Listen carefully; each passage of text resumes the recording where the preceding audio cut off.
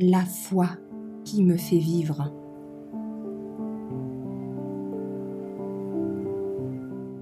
L'état de l'homme dans la mort, le 18 juin. L'interlude du silence. Les vivants savent qu'ils vont mourir, mais les morts ne savent rien. Et ils n'ont plus de salaire, car leur mémoire est oubliée. Leur amour, leur haine et leur envie ont disparu.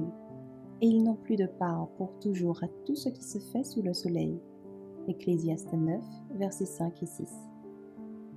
La théorie de l'immortalité de l'âme est-elle l'une de ces fausses doctrines que Rome, empruntant au paganisme, a incorporées dans la religion de la chrétienté? Martin Luther la rangeait parmi les fables monstrueuses qui font partie du fumier romain des décrets.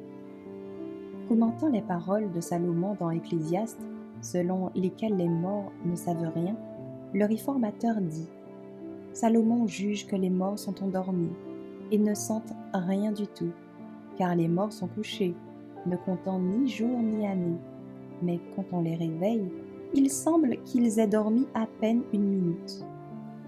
Le martyr de Tendal, se référant à l'état des morts, déclara: Je confesse ouvertement que je ne suis pas persuadé qu'ils soient déjà dans la pleine gloire, dans laquelle se trouve le Christ, ou dans laquelle se trouvent les anges élus de Dieu.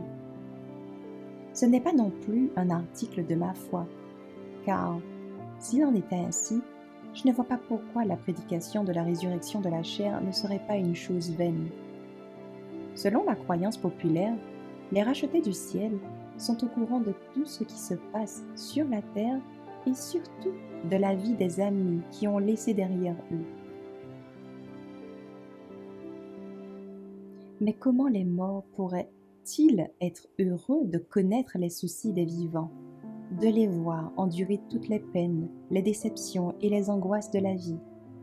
Et combien est révoltante la croyance que, dès que le souffle quitte l'homme, l'âme impénitent est envoyée dans les flammes de l'enfer.